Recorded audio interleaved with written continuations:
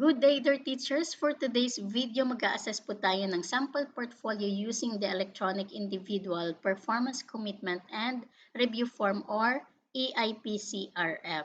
So this tool po will help us to evaluate teachers' performance for school year 2023-2024. So umpisahan po natin by selecting the career stage. Ang pipiliin ko po dito ay yung proficient. Dahil po yung MOVs na ipapakita natin later doon sa portfolio ni teacher ay para sa teacher 1 to 3. Then, click natin yung proceed. Makikita naman po natin yung privacy notice. I-click po natin yung agree na katunayan na we authorize the personnel of DepEd to collect, process, retain, and dispose our personal information in accordance with the Data Privacy Act of 2012. Ito po yung lalabas. So, ito yung mga kinakailangang lagyan natin ng data. So, yung iba i-drop down lang natin yung options, tapos pipiliin natin. And then, yung iba naman ay kailangan na i-type natin kung ano yung needed information kagaya nito. So, lagyan natin lahat yung school information and yung demographic profile ni teacher. Kapag nalagyan na pong lahat, so piliin natin kung ano yung grade level na tinuturuan natin. And then, areas of specialization. At syempre, kung ano yung subject na itinuturo ni teacher. And then, i-click yung next. So, makikita po natin yung confirmation. Nakalagay dito na you will not be able to edit your name and employee ID after this. So, make sure lang na tama yung lahat ng information na nailagay ninyo doon sa itaas. And then, i-click natin yung yes. And lagyan po natin ng password na madali nating matandaan. And then, i-click natin yung go. So, mapapansin po natin na makikita po ninyo yung lahat ng in-encode ninyong information dito. And then, dito naman po sa lower part, doon sa status ng part 1 to 4 ng EIPCRF, nakalagay dyan ay expat dahil wala pa tayong sinasagtan. So, para sagutan po ito, i-click lang natin yung encoding part doon sa ilalim. Ito po yung, doon sa lower part, ito po yung lalabas.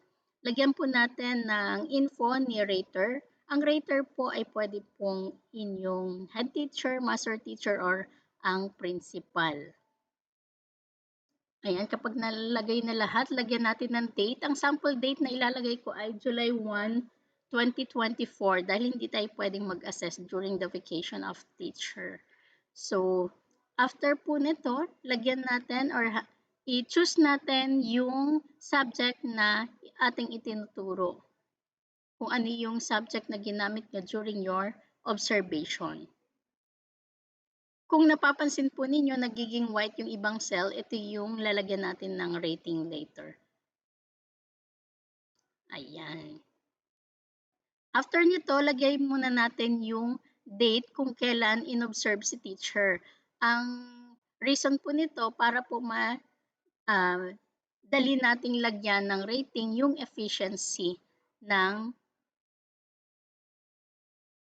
ating EIPCRF.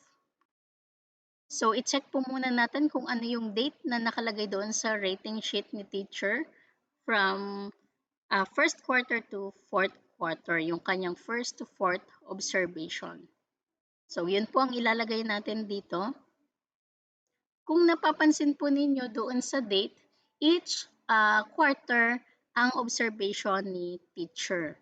So, ibig sabihin yan, tama yung kanyang schedule ng observation.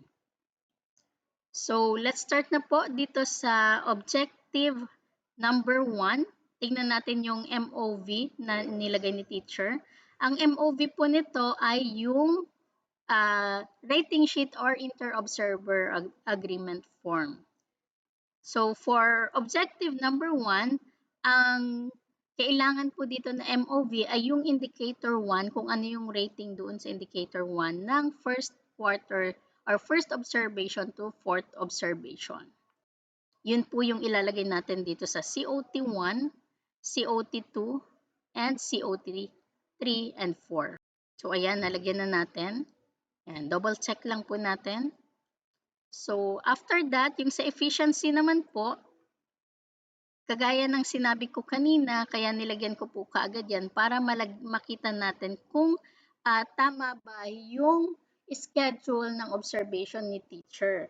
Kung halimbawa, ang observation ni teacher ay 2 sa isang quarter, ibig sabihin po, hindi na siya makakakuha doon ng rating na 5 or outstanding kasi hindi niya nasunod yung talagang schedule na nakalagay sa memo. So, i-check naman po natin dito sa kanyang rating sheet kung ano yung nakalagay, kung yung kanyang objective ba ay na-met niya within the allotted time. So, i-check po natin dito sa kanyang rating sheet. So, malinaw po na nakalagay naman dyan na yung objective was met within the allotted time. Ayan. So, pwede natin siyang lagyan dito ng rating na 5 or outstanding. So, next for objective number 2, ang MOV po nito ay rating sheet ng first to fourth quarter din. Makikita ito doon sa number 2 or indicator number 2.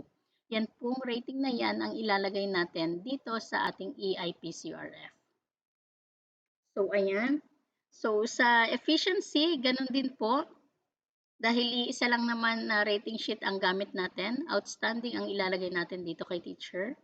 And then for objective number 3, ang MOV nito ay yung COT rating sheet. Makikita ito doon sa indicator number 3 nitong rating sheet ni teacher. Ayan, sa efficiency, 5 pa din ang ilalagay natin. Next, for objective number 4, so napapansin po ninyo, sa objective number 4, 2 rating sheet na lang ang nilagay ni teacher dahil ang MOV na dapat ilagay dito ay yung rating sheet ng first quarter at third quarter. At yung number 4 na indicator na rating ang ilalagay natin dito sa ating EIPCRF. So, ayan. At 5 pa rin siya dun sa efficiency.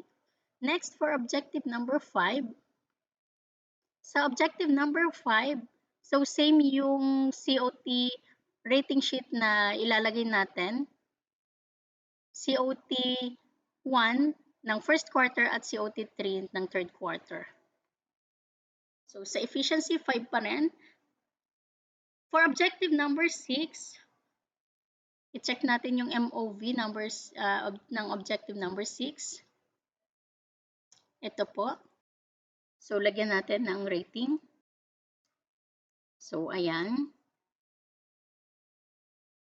Ang objective 4, 5, 6, pareho po na first quarter or first observation and third observation na rating sheet ang ilalagay natin. So, for efficiency, kagaya ng sabi ko kanina, outstanding ang ilalagay natin. For objective number 7, ayan, ito ang kanyang rating sheet. Ang objective number 7 naman, ang kailangan na rating sheet ay yung rating sheet ng second and fourth observation ni teacher. So, 6 and 7. Lagay natin dito. Ayan. So, for objective number 8, sa objective number 8, i-check natin yung kanyang MOV. Oops, wait. So, ito yung sa objective number 8. Ang indicator number 8 ng kanyang second and fourth quarter. So, sa efficiency, 5 pa rin ang nilagay ko. And for objective number 9, ang objective number 9 po ay non-classroom observable indicator. So, ibig sabihin, hindi COT yung kanyang ilalagay na MOV. So, for objective number 9, ang objective number 9 ay set achievable and appropriate learning outcomes that are aligned with learning competencies.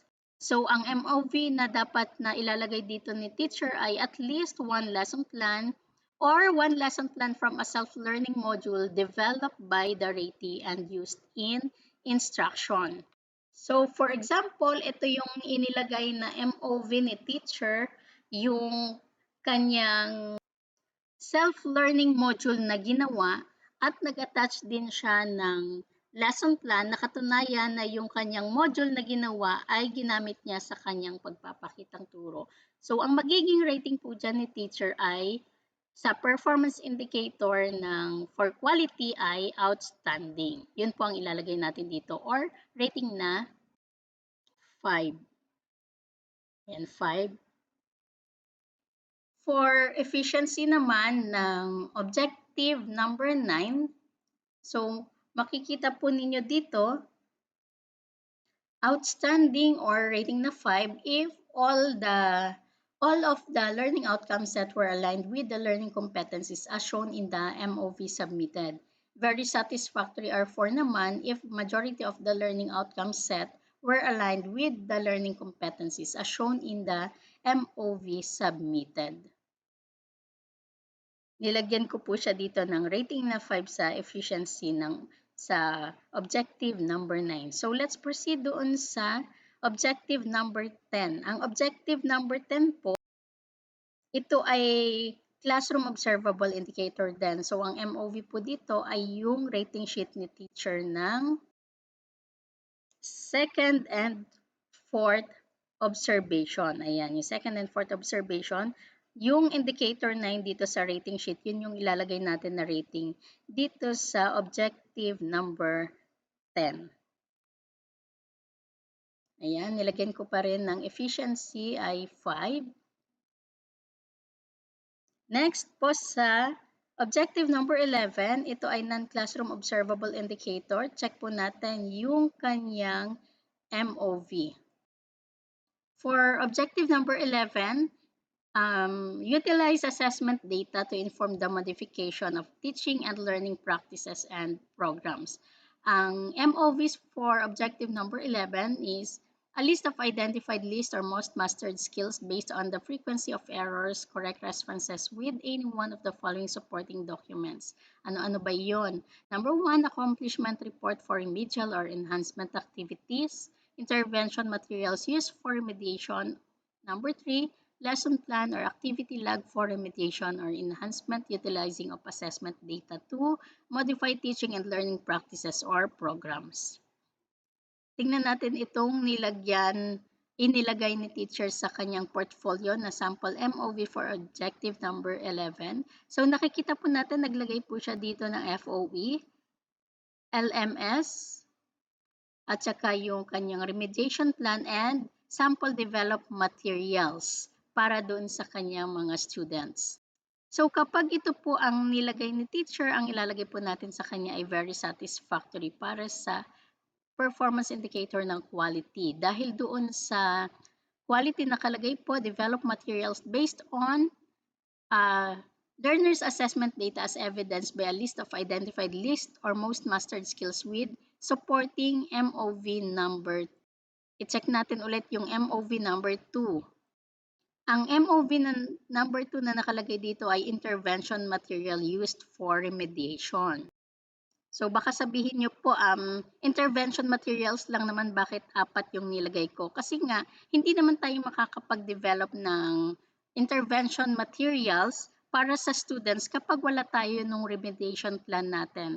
At hindi rin tayo makakagawa ng remediation plan natin kung wala tayong LMS at yung FOE na data na pagkukunan natin para dito sa ating objective number 11. So, ang ilalagay po natin dito ay very satisfactory or rating na 4. Ayan.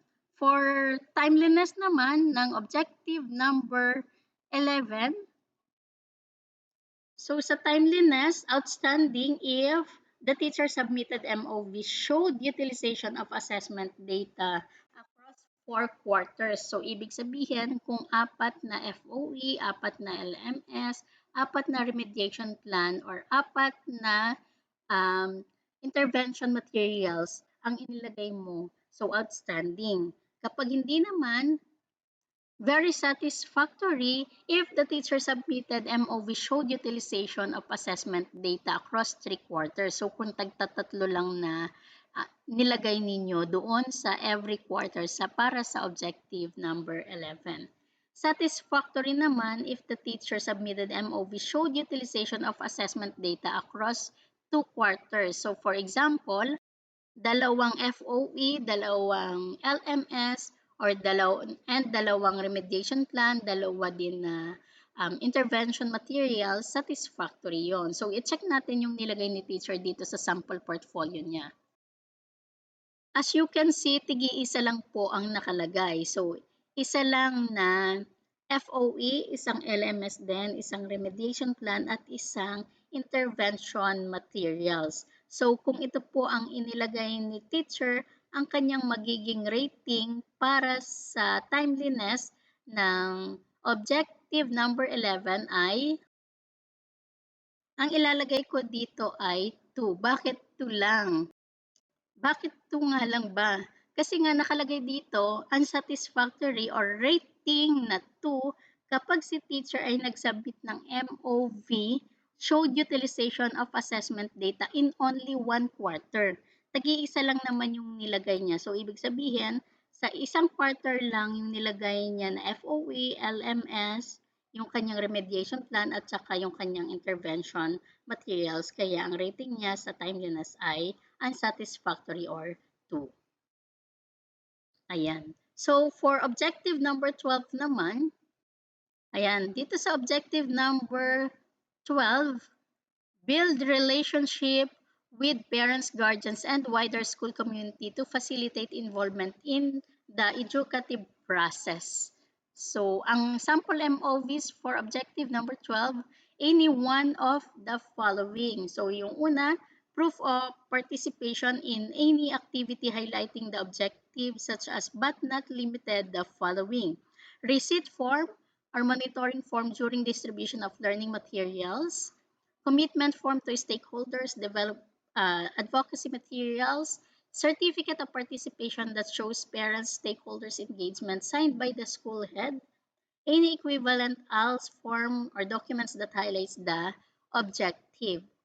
So yung number 2, parent-teacher log or proof of other stakeholders meeting, one-on-one PTLC log or attendance with attendance sheet po ito and minutes of the meeting, proof of involvement in the learners and parents orientation. And number 3, any form of communication to parents or stakeholders. So tingnan natin kung ano yung nilagay ni teacher na attachment dito sa objective number 12. So halimbawa, ito yung nilagay ni teacher. So meron siya dito na sa early registration para sa enrollment at yung kanyang mga attendance. Dapat itong mga attendance na to ay may minutes of the meeting din. And then certification na kasali sa Brigada Eskwela. Kung meron siyang home visitation at syempre dapat meron din siyang follow-up through messenger or text messages, dapat i-screenshot doon, ilalagay yan dito. So kung ito yung mga sample objective or sample MOVs na inilagay niya for objective number 12, ang kanyang magiging rating ay outstanding. Kasi nakalagay dito sa performance indicator ng quality for outstanding po ito ay sustained engagement through regular communication of learners' needs, progress, and achievement to key stakeholders including parents, guardians as shown in the MOV submitted. So, paano ba natin maipapakita yung sustained engagement? Ibig sabihin, regular, hindi lang yung kapag may kailangan lang si teacher, tsaka siya makikipag-communicate sa parent. So, dapat nito may follow-up palagi. Meron pa rin naman tayong mga GC, so yun po yung kailangan na ilagay natin. So, ang magiging rating ni teacher dito, kagaya ng sinabi ko, ay outstanding or rating na 5 para sa quality. And then, i-check po natin yung sa efficiency naman. Ano ba yung performance indicator ng efficiency for objective number 12? Sa timeliness pala ng performance indicator ng objective number 12. So, sa timeliness, outstanding ang makukuha or 5 na rating if the teacher showed engagement with parents, guardians, and the wider school community across 4 quarters. VS naman, if the teacher showed engagement with parents or guardians and the wider school community across 3rd quarters. And satisfactory if the teacher showed engagement with parents, guardians, and the wider school community across 2 quarters. So, i-check po natin kung anong nilagay niya. So, ang early registration ay bago ito magpasukan. Ang enrollment naman, ganun din. So, meron na siyang dalawa. Meron din siyang nakalagay na attendance ng parents. Ayan. So, ang pwede natin siya dito bigyan ng rating na 4 para sa timeliness ng objective number 12. Next, objective number 13. Ang MOV na dapat na ilagay sa objective number 13 ay Certificate of Completion in Course or Training, Certificate of Participation in a Webinar, Retooling, Upskilling, and Other Training or Seminar or Workshop with Proof of Implementation, Certificate of Recognition, Speakership in a Webinar and Other Training, Seminar, or Workshop, and any proof of participation to a benchmarking activity, any proof of participation in LAC session certified by LAC coordinator, and others. Just specify kung ano man yun and lagyan ng annotations. Tingnan natin kung ano yung sample na MOV na nilagay ni teacher. So halimbawa po, ganito ang inilagay na MOV ni teacher. Meron siyang nilagay na Certificate of Participation doon sa kanilang planning. And then meron siyang ginawa na project proposal. Itong project proposal na to, ito yung pinaka-output niya and proof ng implementation within the school. So kung within the school na, outstanding yung kanyang magiging rating dito sa objective number 13. Dapat din meron siyang accomplishment report na i-insert kasi nga nakalagay dito ng performance indicator ng outstanding, participated in any professional network activity that requires output and proof of implementation within the school to share knowledge and to enhance practice as evidenced by the submitted MOV. So, uulitin ko po kapag ganito ang MOV na ilalagay ni teacher, ang kanyang rating sa quality ng objective number 13 ay outstanding or rating na 5. So, i-check natin sa timeliness ng objective number 13. So, ang performance indicator for timeliness of objective number 13, outstanding sa timeliness if the teacher participated in professional networks to share knowledge and to enhance practice across 4 quarters. VS naman or rating na 4 if the teacher participated in professional networks to share knowledge and to enhance practice across 3 quarters. So, i-check natin ulit yung kanyang MOV. So, dahil po ang kanyang MOV ay yung certificate lang ng kanyang planning at yung kanyang project proposal. Ang project proposal na nilagay niya po kasi dito is all about the early registration. And yung early registration naman ay isang beses lang siya ginagawa before lang ng school year. So, wala naman po nito na gagawing early registration during second quarter, third, and fourth quarter. So, isang beses lang siya ginawa. So, ang magiging rating niya dito para sa timeliness ng objective number 13 ay, ayan, ang rating niya ay 2. Kasi isang beses niya lang yun ginawa. Next naman po for objective number 14. Let's check the quality ng performance indicator for quality ng objective number 14. Sa objective number 14 naman, develop a personal improvement plan based on reflection of one's practice and ongoing professional learning. So ang MOVs for objective number 14 ay certification from the ICT coordinator or school head focal person in charge of ESAT, IPCRF-DP, mid-year review form, and updated IPCRF-DP from phase 2. So, i-check natin yung nilagay ni teacher na MOV. So, kung ganito po ang nilagay niya kompleto, yung kanyang certification from ICT coordinator, and gumawa din siya ng IPPD. Ito po. or IPCRF-DP, and yung kanyang media review form. At syempre, yung updated individual plan for professional development. Kung yan po ang nilagay ni teacher, outstanding po ang magiging rating niya for quality ng objective number 14. So, ayan. Tingnan naman natin yung efficiency. So, ang objective number 14 ay kompleto. Kailangan may quality, rating sa quality, efficiency, and timeliness. I-check po natin yung sa efficiency, kung ano yung performance indicator. So for efficiency po, submit outstanding if the teacher submitted 4 acceptable MOVs, kung kumpleto yon. Very satisfactory naman kapag 3 lang yung naisubmit niya, satisfactory kapag 2. So dun sa nakita po natin kanina, kumpleto naman yung kanyang MOV na nilagay doon sa kanyang portfolio. So ilagay natin dito ang rating na 5. So sa timeliness, i-check po natin ulit yung performance indicator for timeliness para sa objective number 14. Ayan, sa timeliness, outstanding or rating na 5 if all 4 submitted MOVs were accomplished within the prescribed RPMS phase.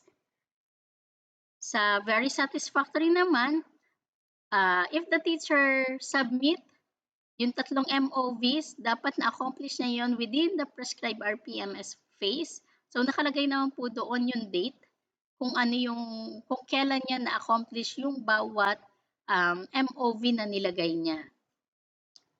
Ilalagay ko po dito halimbawa lang yung kanyang rating sa timeliness ay 3. So, kasi there are some times na yung mga teachers nagagawa nila yung sa ISAT kasi sabay-sabay naman sila. So, yung certification from the ICT coordinator, on time naman nila nagagawa. Yung sa IPCRF-DP nila, kapag meron na silang ISAT, pwede na nilang gawin yon. But sometimes kasi yung media review form, hindi na kaagad nagagawa ni teacher. So, pero kapag naman nagawa naman niya within the prescribed RPMS cycle yon, so pwede naman siya maging outstanding dyan or very satisfactory. Ito naman po ay halimbawa lamang para doon sa, depende yung magiging rating ninyo kasi doon sa date din na nilagay ninyo doon sa inyong portfolio. Again, example lang po itong rating na ito. Next, for objective number 15. For objective number 15, perform various related works, activities that contribute to the teaching learning process.